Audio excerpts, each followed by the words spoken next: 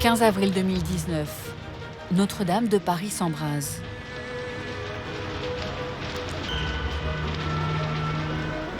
Cette catastrophe bouleverse chacun d'entre nous.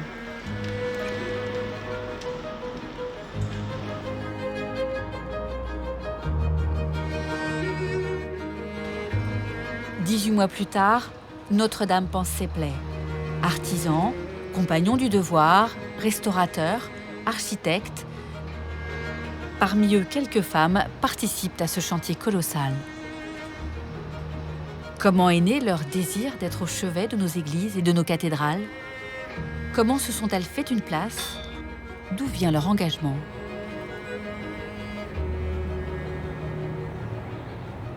De part et d'autre de la nef, il existe une série de chapelles étonnantes, aux couleurs vives et aux voûtes parsemées d'étoiles. Ces décors ont été imaginés au XIXe siècle par l'architecte Eugène Viollet-le-Duc. Marie Parent et son équipe leur redonnent vie. Munie d'un masque à assistance respiratoire, elle achève la restauration du voûtin de la chapelle Saint-Ferdinand. Le grand plaisir de la peinture murale, c'est qu'on est vraiment entre ciel et terre, et que justement on a accès à des endroits que personne ne voit, sauf l'artiste quand il a peint le décor.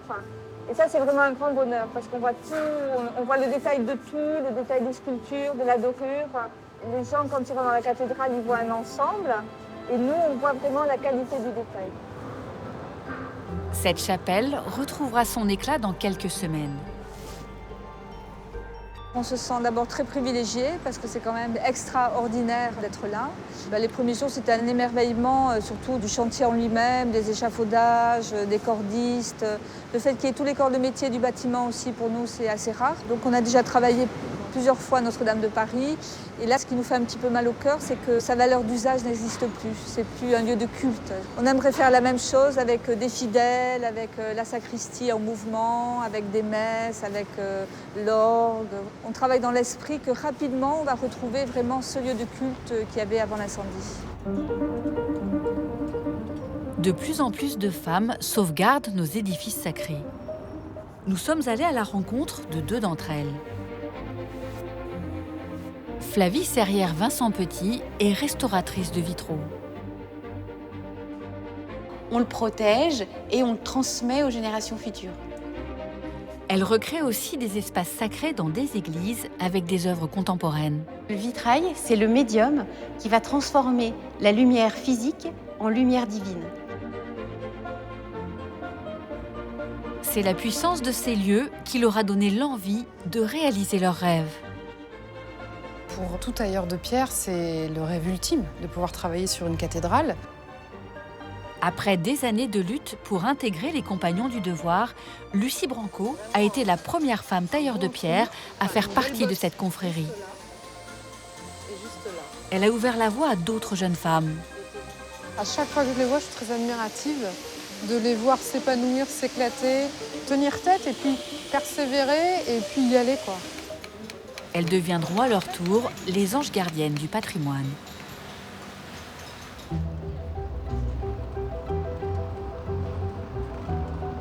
Au cœur du quartier latin à Paris, l'église Saint-Étienne-du-Mont est ornée d'une multitude de vitraux exceptionnels.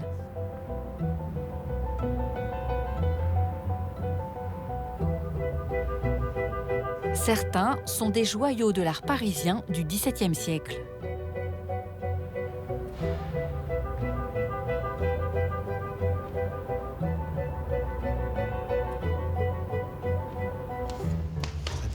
Flavie Serrière-Vincent Petit restaure depuis plusieurs années cet ensemble de baies. C'est le vitrail de l'Eucharistie, du charnier de Saint-Étienne-du-Mont. C'est vraiment de la très très belle peinture sur verre. On a un ostensoir au milieu avec une hostie et puis tout autour, on a la louange des anges qui vont comme ça apporter de l'encens pour glorifier et puis des anges qui chantent. Et on a la manne céleste tout en haut qui tombe du ciel. Donc on est vraiment dans une verrière d'adoration, de louange. Ces vitraux du XVIIe ont été assez malmenés. Il y a eu des orages, ils ont changé de place plusieurs fois, il y a eu des guerres depuis le XVIIe siècle, et il y a beaucoup de plombs de casse. Donc là, vous avez le pied de l'ostensoir.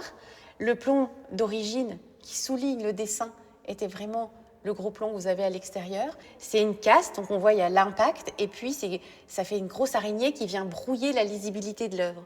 Donc ce qui est important, c'est de supprimer ces plombs de casse et de redonner sa cohésion à la pièce. Sur les manches de l'ange, on avait vraiment les traits de son chemisier, mais qui sont partiellement partis. Là, vous pouvez voir des petites écailles qui se soulèvent et qui sont prêtes à tomber. Donc on est vraiment sur des œuvres très fragiles. À côté de l'Eucharistie, une autre baie vient d'être restaurée. Alors ce vitrail raconte le pressoir mystique. On met le Christ dans un pressoir de vigneron, on presse avec les vis sans fin, et le sang sort, il est mélangé en fait au raisin, à la récolte, et ensuite il est mis en tonneau pour l'Eucharistie future. On a supprimé tous les plombs de casse pour redonner vraiment une lisibilité à l'œuvre. Donc vous voyez sur ce panneau par exemple, on avait dans le bas du manteau ici de Saint-Louis une énorme araignée de plomb qu'on a totalement retirée et qui redonne parfaitement l'œuvre. Moi, ce qui me plaît dans la restauration, c'est que ça donne à voir quelque chose qu'on ne voyait plus. On recolle, on réassemble pour redonner en fait une œuvre d'art homogène, pour les transmettre aux générations futures.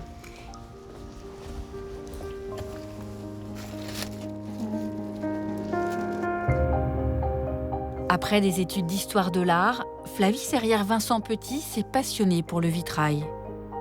Elle s'est installée dans l'Aube. Ce territoire concentre le plus grand nombre de vitraux anciens en France.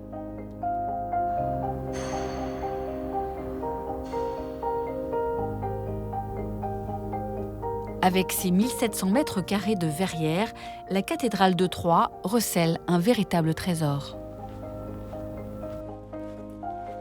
Ce qui est vraiment important dans le vitrail, c'est la lumière. Et c'est aussi parce que le Dieu des chrétiens est lumière que le vitrail est né. Sans cette théologie de la lumière dans le christianisme, je ne suis pas sûre que le vitrail serait né. Vitélion, qui est un moine du XIIIe siècle, considérait le vitrail comme le médium qui fait passer la lumière physique en lumière divine. Donc c'est un art qui est intimement lié à la spiritualité. Là, nous sommes dans le transept sud de la cathédrale de Troyes, donc dans le bras de transept avec la rose au-dessus. Et là, nous sommes au niveau du triforium, l'endroit de la rencontre entre les voûtes et le ciel et toutes les parties basses. De ce point de vue, ça permet de voir des vitraux, l'amorce des vitraux du chœur. Tout le chœur, en fait, dans les baies hautes sont du XIIIe siècle. En face de nous, une rose qui est plutôt pâle, mais qui date du XIVe siècle. Ensuite, qui s'amorce sur toute la nef des vitraux du XVIe. Et puis ici, fin XVIe, XVIIe, et puis jusque derrière nous, les vitraux du XIXe. D'un seul point de vue, en fait, on va presque s'étaler devant nous toute l'histoire du vitrail avec ces vitraux du Moyen-Âge jusqu'au XIXe siècle.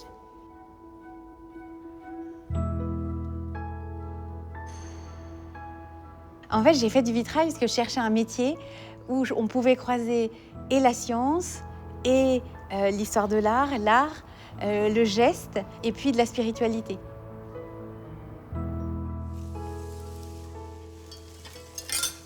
Doucement, tout doucement, tout doucement. Aujourd'hui, Flavie restaure l'un des panneaux de l'Eucharistie.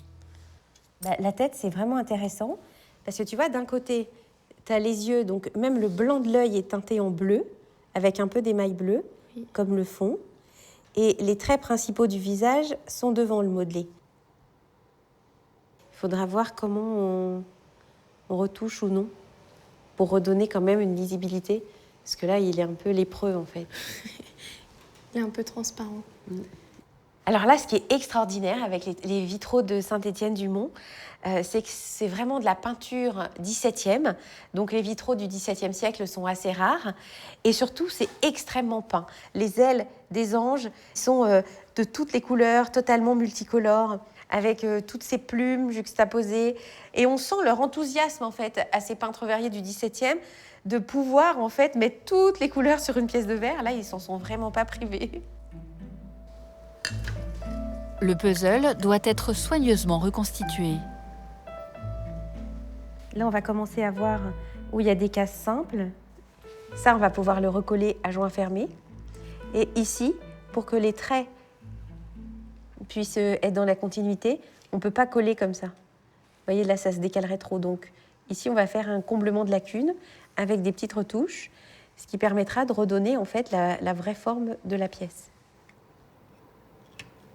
Ce qui m'intéresse dans le fragment, c'est le fait qu'il y ait des morceaux éparses. Et quels que soient les morceaux, quelle que soit la lacune, finalement, on redonne quelque chose de positif. Comme on ferait avec des vies lacunaires. Où, finalement, c'est le côté réparation, remettre ensemble.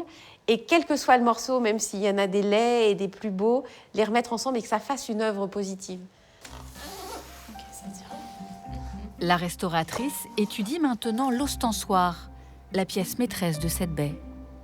Cette pièce curieuse, c'est très étrange en fait. On aperçoit quelque chose. Moi, je pense qu'il y a un Christ ou quelque chose comme ça, ce qui était quand même très commun depuis le XVIe dans les hosties. Là, on aperçoit quelque chose. Voilà, et là, on va regarder un peu plus près.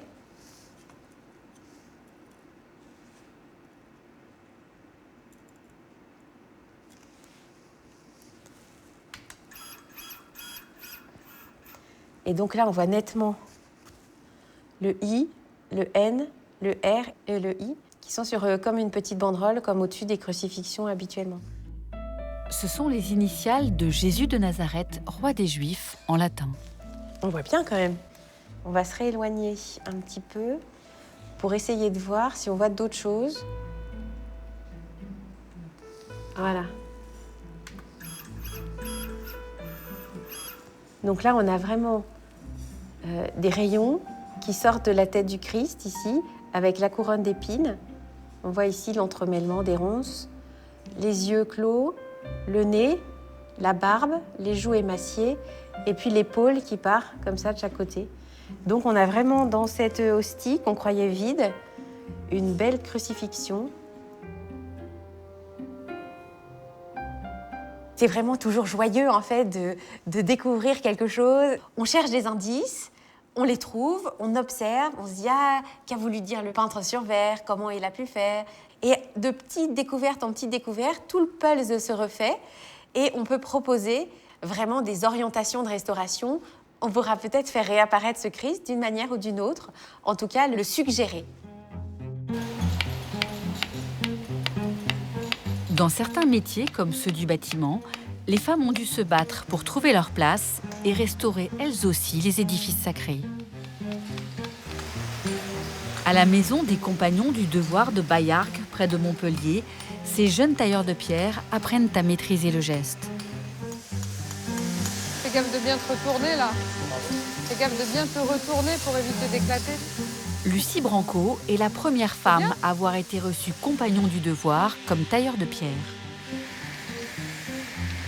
Aujourd'hui, elle transmet son savoir à ses apprentis. Ce sont en majorité des hommes, mais il y a aussi quelques jeunes femmes. Si tu viens à ma place, tu verras que là, quand tu te plies un peu, là, tu as vraiment un bon trou, enfin une belle bosse juste là et juste là. Concentre-toi sur ça et t'es vite. C'est très très dur, il faut avoir de la patience. Voilà, là, tu es en train de te confronter au matériau. Oui. Quand on a des toutes petites mains, eh ben on attrape des cornes, on attrape des crampes. C'est-à-dire que quand on voit un tailleur de pierre aguerri, voilà, lui, il tape, tac, tac, tac, c'est une évidence. Mais quand il faut apprendre ce geste-là, c'est comme quand on est pianiste, hein. Il faut composer avec les deux mains, mais là, c'est pareil. Et ça met du temps. Pouvoir construire dans les églises, rénover des petites moulures, faire des petites statues. Oh. Ça me vend du rêve. Ça va, Roxane? Ça va. Ouais. Ah, t'attaques dans le dur, là. Hein. Et ouais, il faut des grossières. Ben ça, c'est une massette. Le poids de la massette, c'est lui qui va donner l'impact en fait et la force au ciseau pour qu'on vienne tailler. Donc, l'idée, c'est de la tenir le plus loin possible pour vraiment donner un impact à la pierre. Et il faut faire attention à l'angle, à chaque angle là. Hein, Eh oui, je m'en tu connais, souviens. voilà. Parce que évidemment, quand on taille, on a vite fait de se faire mal. Hein. Donc oui, je me rappelle très bien de cet instrument. Ça reste ça. Il y a des questions comme non mais tu y arrives vraiment, genre, la massette elle fait 1 kilo, waouh mais comment tu fais je veux dire t'as pas de muscles, c'est pas trop dur, c'est vraiment tu es une fille donc tu n'as pas de force. C'est surtout ça en fait, enfin dans mon cas en tout cas comme question c'est mais comment tu fais? Donc en fait, on est perpétuellement en train de faire ses preuves. Et ça, c'est difficile. Mais quand on a un rêve, je crois qu'il n'y a rien qui peut nous dévier. Lucie Branco a rencontré les compagnons du devoir par hasard, alors qu'elle était encore au lycée à Lille. Je visite l'atelier des tailleurs de pierre. Et là, je suis fascinée. Il y avait un tailleur de pierre qui était rempli de poussière, on aurait dit une gargouille qui était là, posée. Et il m'accueille à bras ouverts avec un sourire jusque-là et on échange. Et il me dit que je suis tout à fait accueillie ici parce que quand même, j'étais très intimidée. J'étais la seule femme, il n'y en avait pas. Donc en fait, il me prend sous son aile. Devant sa ténacité, les compagnons acceptent de prendre la jeune femme en apprentissage. Elle décroche un premier contrat d'alternance en entreprise. Quand on est chez un artisan, il faut physiquement porter des choses qui sont lourdes. À l'époque, c'était des sacs de sable et des sacs de chaux qui pesaient 50 kilos. Et j'échappais à rien. Et on me disait, tu veux faire pareil que nous, tu vas faire pareil que nous. Donc les sacs de sable, tu les portes, tu fais toi-même le mortier. L'échafaudage, tu montes l'échafaudage. C'est-à-dire, c'est pas tu grimpes à l'échafaudage, c'est tu montes toi-même l'échafaudage jusqu'en haut de la façade. Donc tout ça, ça n'a pas été simple, mais je l'ai fait et j'ai réussi à aller au bout. Et ça, c'est compliqué après. 2 ans plus tard, Lucie souhaite poursuivre sa formation chez les compagnons à Paris, mais 2 tailleurs de pierre s'y opposent. Ils me ferment les portes. Finalement, je n'ai plus de formation et j'ai plus le droit d'aller à la maison des compagnons. Et pourquoi? Parce que je suis une femme. Le choc total. Après avoir été écartée une première fois des compagnons du devoir, Lucie ne renonce pas. Elle décide de poursuivre sa route seule et se fait embaucher par différents ateliers dans toute la France, comme ici, à la cathédrale de Rodez. Ce chantier l'a profondément marquée. J'ai toujours aimé les églises et les cathédrales parce qu'elles sont construites avec des dimensions qui nous dépassent littéralement. Et quand on voit ce que les maîtres bâtisseurs ont pu faire, c'est extraordinaire. Donc, pour moi, c'est une forme d'élévation. Elle rejoint Dominique Vermorel, un tailleur de pierre qui lui a donné sa chance. Bon, Lucie, ça fait plaisir de te revoir. Ouais. Ça va, Dominique? Ça va. Ça fait combien d'années que tu étais ici? Oh, écoute, ça fait 20 ans, je crois. 20 ans, 21 je crois, ans. 21 ans, ouais. C'est sublime. Ce lieu, il reste toujours un peu magique, quoi, hein, quand tu es là. Regarde un peu ces enfilades. Sincèrement, là, j'avais oublié à T'avais quel point oublié. c'était beau. Ça a été ma première cathédrale. Ça a été mon premier chantier, je dirais, sacré, en fait, avec cette sensation qu'on a, cette puissance qui est extraordinaire. Je vais te faire voir la pierre que tu as taillée à l'atelier il y a 21 ans. Je crois savoir où elle est. Ouais, suis-moi. Allez, la pierre que Ah j'ai ouais. taillée il y a 20 ans. Ah ouais, c'était un élément de balustrade, ouais. C'est génial. Tu vois que ces gouttes de lumière qui descendent sur les piliers, là, le triforium, c'est vraiment un très beau lieu.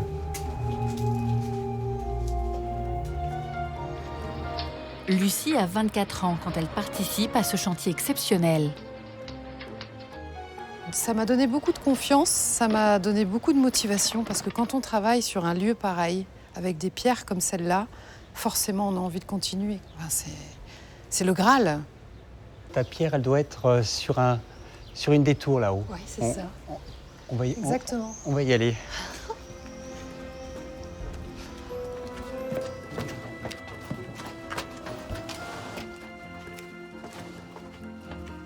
Voilà, ça y est, on est arrivé. Je crois que c'est cette pierre-là que tu as faite.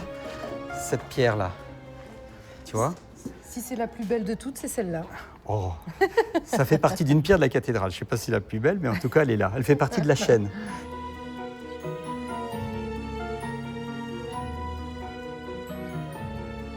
Moi, ce que je me rappelle, c'était cette mer de nuages quand tu arrives le matin à 7h30, Ouais. que le ciel s'est pas encore levé et les cloches sonnent. Voilà.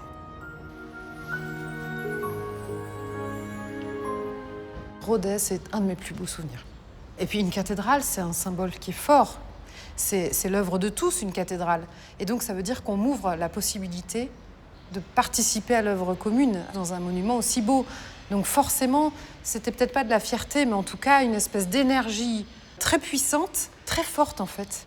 Travailler aussi pour une cathédrale, c'est travailler pour cette communauté des bâtisseurs. Et tu as été reconnue indirectement comme bâtisseuse quelque part. Après avoir lutté 12 ans contre les préjugés, Lucie devient compagnon du devoir. Aujourd'hui, elle témoigne auprès des futurs tailleurs de pierre. Du coup, est-ce que toi, t'as dû te battre ou est-ce que ça a été un petit peu moins... Je suis ceinture noire de... Non. Non, je me suis battue. Alors, je me suis pas battue physiquement, heureusement, on n'en est pas arrivé à ça. Mais par contre, j'ai utilisé des mots très forts, sans arrêt. Je crois qu'il y en a beaucoup qui se rendent pas compte qu'à force de te remettre en cause parce que tu es une femme, c'est épuisant. Donc c'est vrai qu'il faut être... s'accrocher, quoi. S'accrocher pour pas trop flancher, même si, évidemment, j'ai flanché. Moi, Lucie, tu m'impressionnes un peu parce que vraiment, c'est incroyable le parcours que tu as fait. Je trouve ça juste génial. T'as ouvert le chemin, bah nous on est derrière quoi. Et on peut. Non mais c'est un peu ça. Non mais on suit ton parcours et on se dit bah c'est génial quoi. Enfin, je suis heureuse parce qu'elles s'éclatent, elles ont l'air d'être hyper bien. Voilà, les yeux qui pétillent et tout ça. Je serais encore plus heureuse de pouvoir être à leur adoption si je suis dans les parages. Ça serait. Alors là, c'est top. Et je suis toujours très très émue. Franchement, je suis désolée, mais c'est génial, quoi.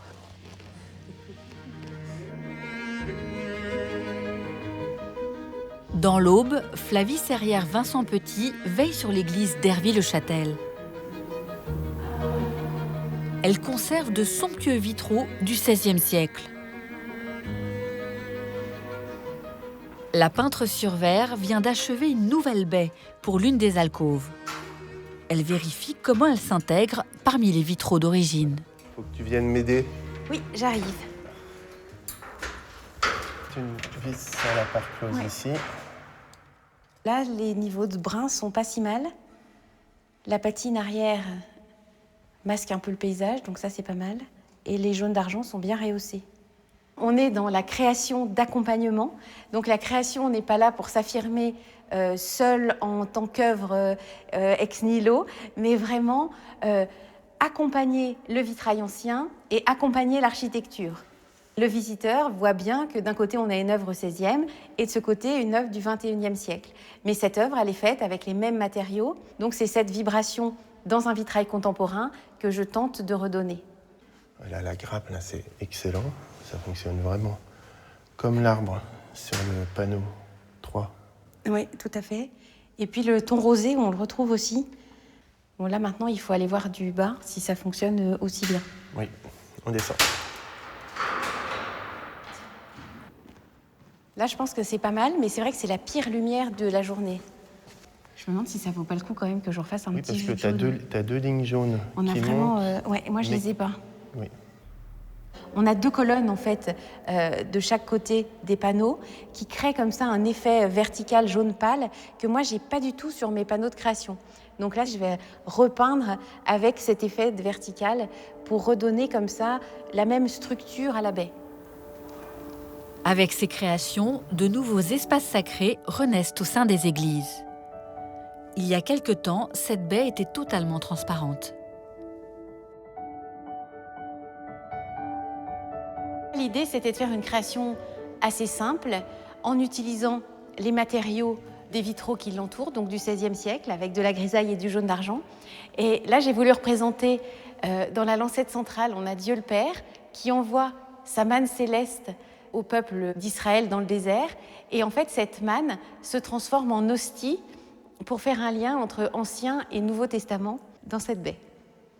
Et donc là, on voit bien comment le vitrail filtre la lumière et transforme un espace architectural en le lieu du recueillement. Moi, j'aime bien ce va-et-vient en fait entre la création, la restauration et comment on transmet ce patrimoine et comment j'accompagne ce patrimoine ancien avec de la création contemporaine et comment on le rend vivant.